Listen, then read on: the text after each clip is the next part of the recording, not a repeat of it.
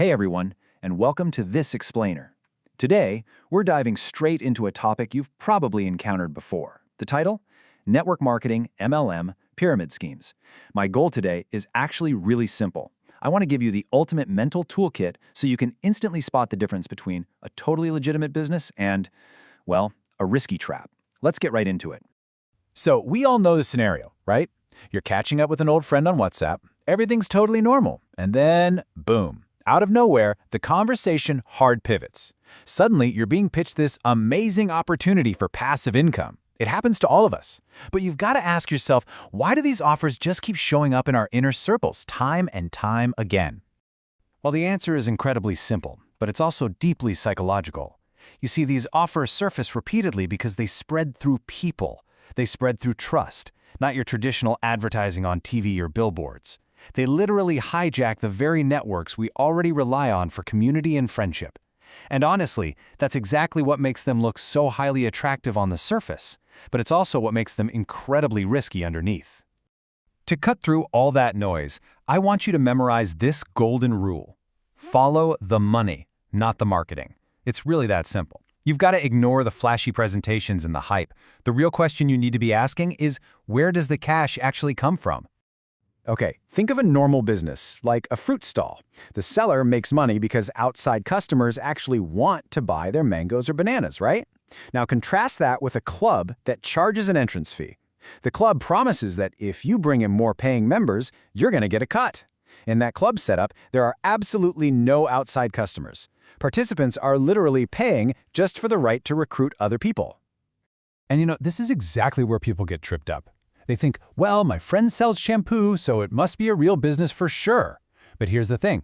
Just because a company has a product doesn't automatically mean it has a healthy business model. A product might just be a clever wrapper.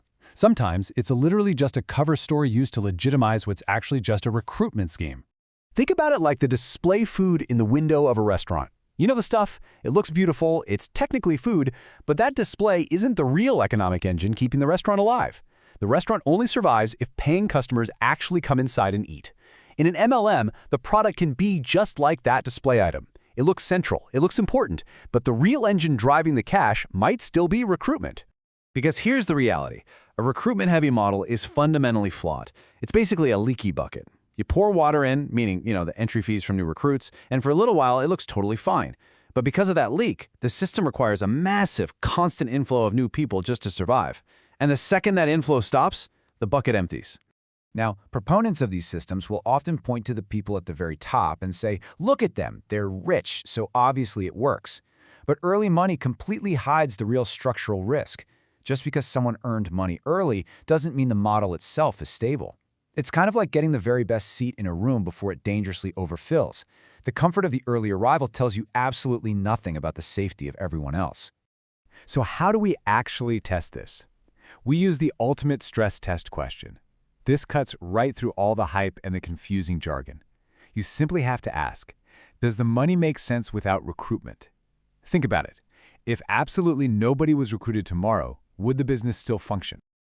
Let's really break this down and contrast a healthy, product-led model with a recruitment-heavy one.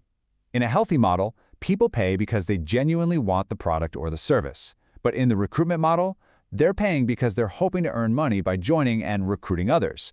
The surface language might sound exactly the same, but under the hood, the economic engines are literally worlds apart. It really all comes down to a very basic split. A real business exists to move actual value to people who genuinely want it. A suspicious scheme, on the other hand, exists to move hope to people who just want to earn. Ultimately, they are selling the opportunity itself, not the shampoo, not the leggings, and definitely not the vitamins. So why do smart, capable people fall for this?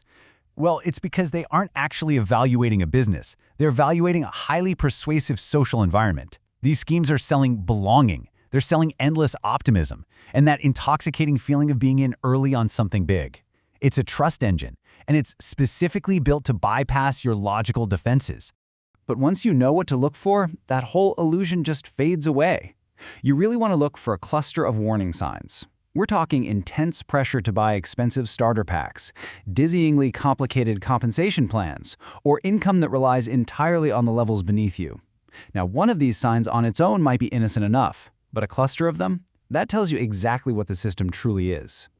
So, the absolutely crucial point here is figuring out which engine is doing most of the heavy lifting inside the system. Is it the product engine, where money flows in because the outside world genuinely values what's being sold, or is it the recruitment engine, where money only flows because new people are paying a fee to join? Now, you might be thinking back to that friend on WhatsApp, saying to yourself, but they genuinely believe in the product. And hey, good intentions are wonderful, but in business analysis, intentions don't really matter. The structure reveals itself through behavior. What does the compensation plan actually reward? If it pays you 10 times more to recruit a new seller than to simply sell a product to a customer, well, the system is telling you exactly what it truly wants. Let's apply a highly practical lens to this for a second. I want you to imagine the company instituted a total 100% freeze on bringing in new people for 60 days. Nobody is allowed to recruit a single soul. What happens next? This is what we call the 60-day freeze test. Under that total freeze, would outside customers still naturally buy the product? Would the existing participants still earn a living? If the honest answer is that the entire system would just quickly stall out and die, then it doesn't rely on end-user demand. Not at all. It relies on fragile, constant expansion. And yet, people miss these signs all the time. Why? Because human psychology makes us confuse activity with actual progress. A hyped-up conference room full of cheering new members looks like massive demand, but it's an illusion. It's like looking at a crowded stage performance from a distance.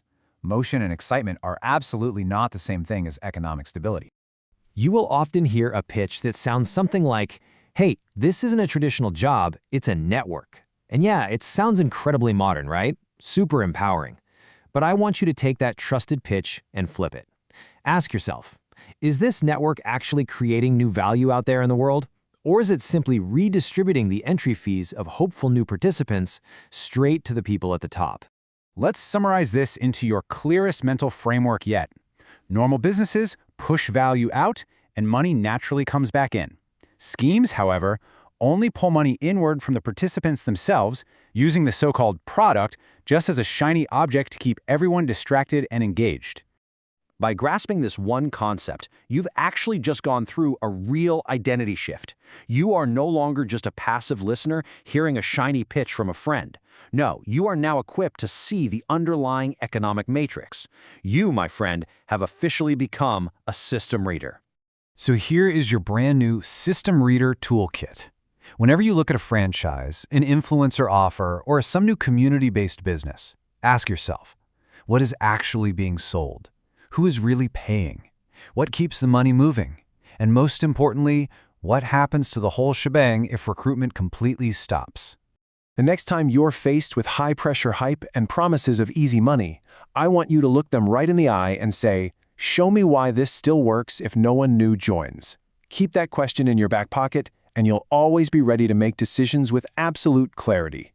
Thanks for joining me on this explainer, and remember, always keep asking the right questions.